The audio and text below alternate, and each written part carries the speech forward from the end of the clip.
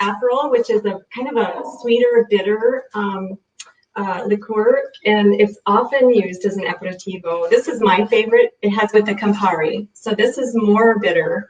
It's a lot bit more bitter than the Aperol is, but it's also a favorite of Italians. So it's fun to decide which one you like. I'm making Vincenzo one with Campari. Okay. And I'll have the one with Aperol. And these are classic, and it's so easy. This is really fun to do with friends if you're getting together finally in person. It's a really fun summery drink. That looks fun. Okay, let's do a toast. Okay. Okay, chin chin. Chin chin. Yes. To love and to Tuscany. I have to ask you guys, in the book, and for those of us who've been to Italy and those of us who want to go to Italy, which is like everybody, you talk about the... Oops.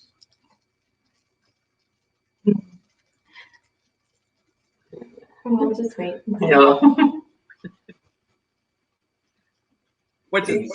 And tell us what it means. Shelley, you kind of cut out. Can you repeat that? Can you show us any of the hand gestures and tell us what that means in Italy? Oh my gosh. No. Some of them are not the right, a little bit. It's good. Oh yeah, this means it's so delicious. You can't even stop. Yeah, where you turn your finger on your cheek. That's a really nice one. It's crazy. You are crazy. Yeah, a little bit crazy. This one you need to leave. That's time to go. Come and go. Oh, and this one I remember, the Pinocchio nose. Yeah. That means I told just a little lie. Vincenzo would often do that when he was talking to his mom on the phone. He would be talking away. And oh, my brother sometimes. So again, these are the authors of the book, Love in a Tuscan Kitchen. So everybody get it. I think there's 38 recipes in this book. Is that right? Recipes. Yeah. And we did do a giveaway with the Girlfriend Book Club. So I think some of the readers or followers over there have got copies. So Sheryl, from all your years in Italy and now coming back, I mean, is there one recipe or one flavor or one just something from your time in Italy that was your ultimate, your favorite, Well, actually, do you want us to make it? Because we actually thought we would make a little demo of panzanella. We have it all ready. It reminds me of summer because it's got the tomatoes, it's got the basil, and it's the colors of Italy with the green, red, and white. It reminds me of the time when Pam, my friend Pam from Tuscany Tours, who introduced me to Italy through that first tour, we walked out to greet the farmers who were working on Ramo's vines, and they were harvesting, and they had almost all of them had a little bucket with their lunch, and a few of them had panzanella. So it's because everybody has like stale bread in their house, right? Everybody has stale bread. Yes. Of course, the panzanella is particular because he's he's born in Florence. Yeah.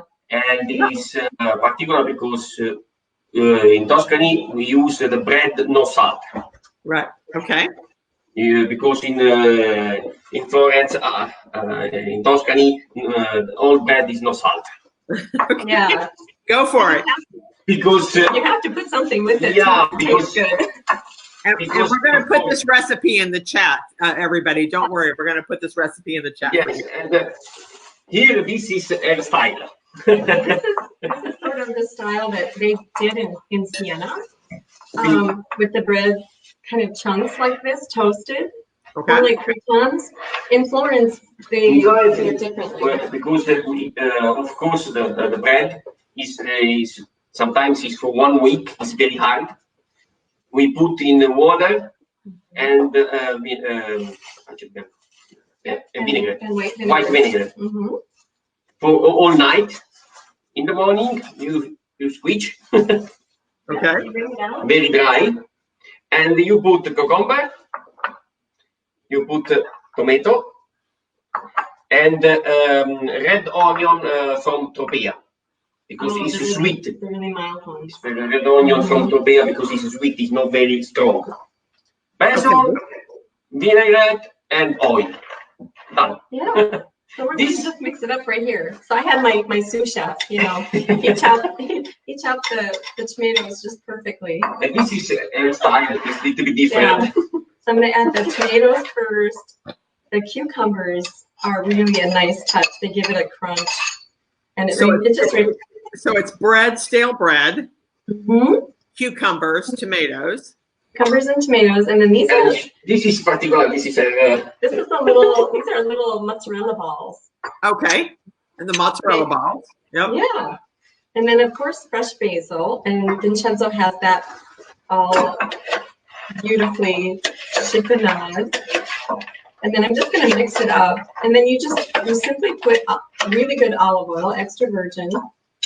Right. And I'm just going to do this by eye, but you know, you have the recipes from our blog. It's also in the book, so you can get the actual measurements there. A little bit of salt, of course, because the bread is just this rustic Tuscan bread, and it doesn't have salt in it. Here, you want to use any kind of really good rustic bread that you can get a hold of. Sometimes you can find Tuscan bread or Italian bread in the market. And I love to use a white vinegar that is fig infused. This is from Alessi brand. It's kind of my favorite combination. It's pretty easy to find, but you can use white vinegar or balsamic, whichever vinegar you really like. It's kind of fun because you can make it whatever flavors you enjoy. And then you can see how pretty it is. I'm going to put it in a bowl here too, maybe. Do you want to do? Yeah. Okay. So we're going to show you what it looks like. And it smells like summer. For me, it just reminds me of summer in Italy. We're starting to get warm weather here, so we've been thinking about making it. I was so excited to be able to make it tonight. So it's really a spring or summer dish, right? Yeah, it's a really summer. We eat this all summer long, like once a week. And you can add, like I said, if you like the onions, you can make this your own too. If you like different kinds of bread, it's just a really fun. Yeah, of course. Here it's impossible. In you found the bread no salt. Yeah, I make this today. Yeah, Vincenzo has a great recipe for I make the rustic bread. That's also on the blog, and we also have a YouTube channel with a couple of. Well, there's probably 15 or 20 videos now. That was sort of what we did during this lockdown, this pandemic year. We couldn't cook with people like we normally do in person, so we added to our YouTube video channel. Well, I was going to ask you what you did during this pandemic year. I know you guys moved back to the States, you know. So how has it been this past year? You've been doing a lot of Zoom cooking classes and that sort of thing, I would guess. Yeah. We've been partnering with our friends at Tuscany Tours, you know, and doing some virtual cooking classes through Zoom. It's so fun because we get to see past travelers who even ate at his restaurant when he was there, and then new people we've never met before got to like go into their kitchen and cook together virtually. It was a lot more meaningful and fun than I ever expected it to. And the people is crazy for gnocchi. Yeah, we make gnocchi a lot. Especially here in Rochester, yes. Yeah, well, we're gonna kind of. So with the recipe that you just made, okay, and we're putting it up in our chat right now. But is there one mistake people always make with it, or is there something like one little tip that it really makes it good that you can share with everybody that if you're going to make this, do it with this? Okay. Well, I think the most important thing is to toast the bread or have it really stale. Okay. I like to toast it in the oven, and I explained that in the recipe. And also not to mix it too far in advance, because then it really does get very soggy and you don't have that crunch anymore of the toasted bread. Even though it will be good, but it's not as good, I don't think. In fact, you make and you eat. Yeah. So is this considered an appetizer or a salad or a side or a what? It's an appetizer. In Italy, we use antipasto. And antipasto. Okay. So before your main dish, this is what you have. Yeah. Yeah. Exactly. Yeah. And it's essentially something you would find if you were eating in a family home. Yes. You wouldn't. You might find it in a restaurant. No, the restaurant is very In Florence, especially. Oh my gosh, yeah. Yeah. So Vincenzo, so being in America now a couple of years, is there something that Sheryl makes or her family makes? Is there an American dish that you're like, wow, we should be doing this in Italy? This is really good. Wait till you hear this. He calls it my panini di mamma. He calls it panini di mamma, and that is my mom's version of a sloppy Joe. Yeah, exactly. Oh Can my you gosh. believe that? You mean like a sloppy Joe, a real just a Yes, it's my the mom is your mom. Oh my gosh. She does So make. good. She calls them barbecues. You know, it's we have our own lingo. We call them casseroles, hot dishes up here in Minnesota. And she also makes a really good tater tot hot dish that he loves. I mean, he is just all about the home cooked food. Yes. And I really appreciate that about him because you know when we cook together at home, we eat really well. Yeah. When we go out, he wants a cheeseburger and fries, or you know something like that. So I mean, I know Italy is where your heart is.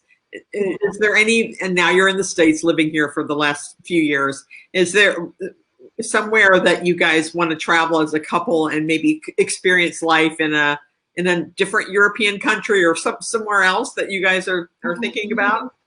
Yes. I hope one day in Norway. Norway. And or in Scotland.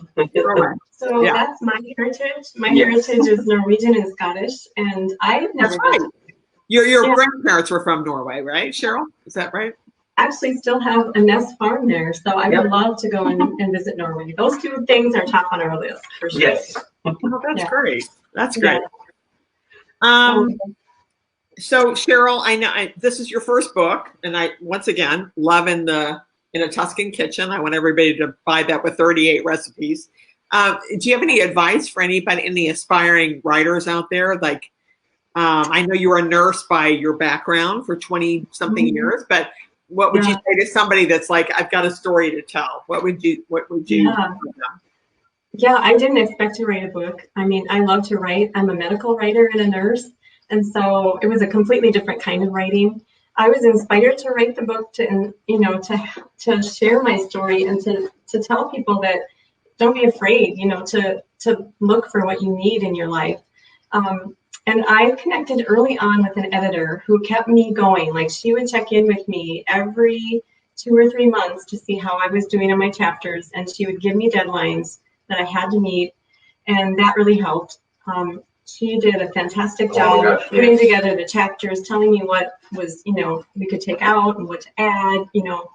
I often had really a lot of memories written down, but I didn't have a lot of dialogue at first. Right. And so she said right away, you've got to remember the conversations you had and add those in. And then to connect with a fantastic publisher. I actually had an all-girl team, all-female team. Yes. My editor, my publisher, and the person who did the artwork for the cover. This is actually what the restaurant looked like. So that's a watercolor. And it was just amazing to put it together. But it did take 2 years of really hard work and 2 years before that of developing the actual content. So just, if you have a story to share, don't be afraid to, make that a goal and find who you need. So Vincenzo, somebody's saying, Diane, did you know that he makes homemade pasta in Rochester, Minnesota? He does. Yes. What are you doing, Vincenzo? You're making homemade pasta, right? Yeah. His regular job is working as a pasta chef in a restaurant here. I make fresh pasta every day. Yeah. In a Terza restaurant here in Rochester. What's the name of the restaurant? Give it a plug. What's the name of it? Terza. Terza. Like the third number. Because it's 3 restaurants. They have 3 restaurants. It's their 3rd restaurant. This company, this one is number 3. It's Terza in Italy. Yeah. And I make fresh pasta. I make ravioli, tagliatelle, gnocchi. Oh my gosh, I love gnocchi. And pappardelle every day. He's their pasta machine. And you're doing classes. And Sheryl, what are you doing now? Are you back at being a nurse, or what are you doing? Yeah, I'm actually working as a clinical editor with a company called HealthStream.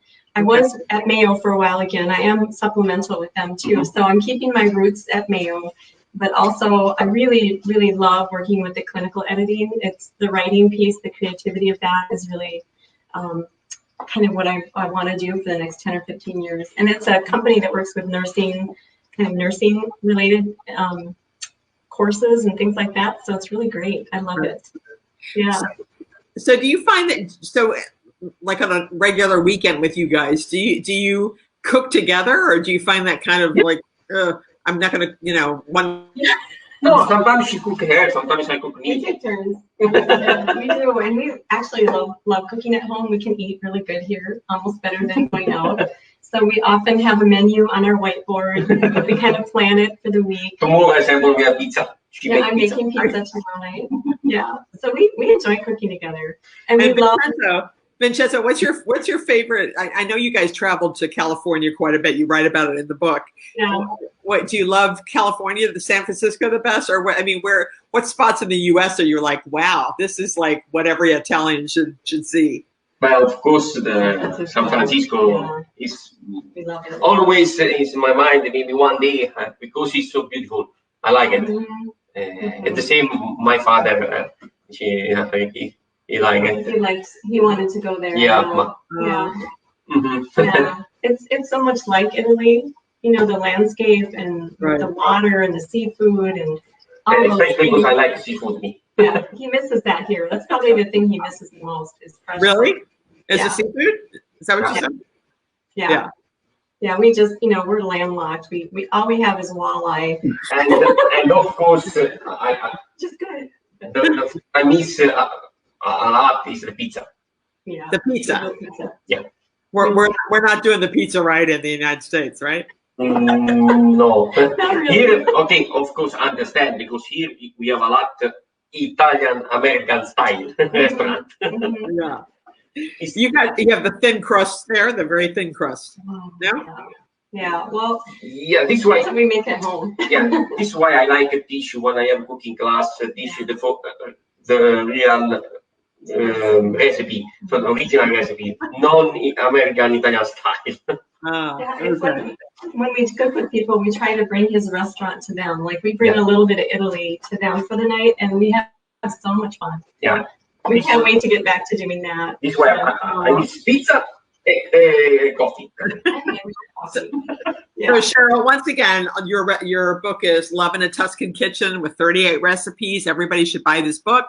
And the girlfriend is all about female friendship, Sheryl. And I know you talked a lot about your female friends in Italy in your book. And I just wondered how your female friends back here in America that maybe you went to college with, I don't know. But like, did you find it, I'm really curious, were they all like, I want to come to Italy too and meet somebody? I mean, how was it like going to Italy and you left your kind of best friends behind maybe in Minnesota? I'm curious how. I just have a lot. It was interesting. The friendships I found in Italy were very much like here, but you know, different because some of them were also displaced from there. Like Gwen was from France. You know, Julia was a local. Julia was one of my best friends there.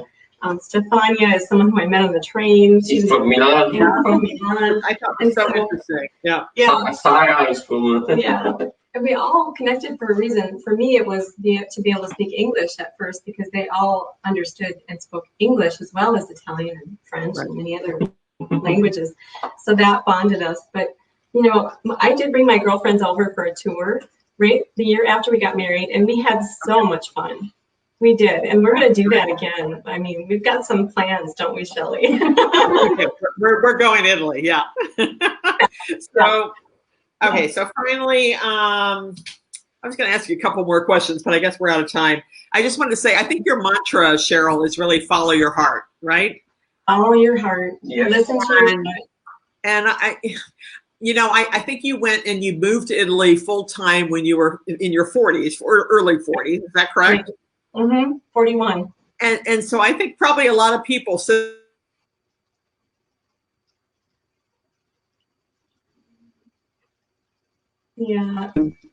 you know, is this possible for me? Can I actually, could this dream be my dream, you know, my reality? I just wonder what you would say to those women watching.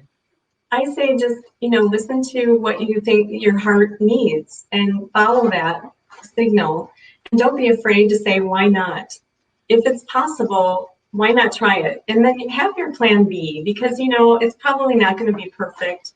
And certainly my experience was great, but there were times when I second guessed it myself and had challenges. But life is really short. And so if you really, really have something you want to do, don't wait. Mm-hmm. Yes. Yeah.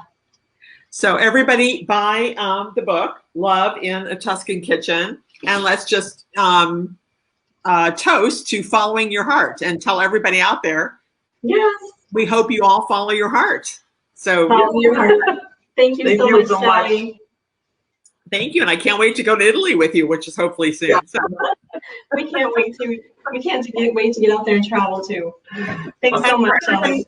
Thank you. And for everybody watching, we're doing our regular monthly girlfriend happy hour on the girlfriend Facebook page. So please go there. I've got about 12 really wonderful conversation starters that I'm posting for you guys. So please stay on the girlfriend Facebook page and for the next hour and answer some questions and conversation starters. So thank you so much, guys. Thank you. Thank you so much, Shelly. Bye. Ciao. Ciao.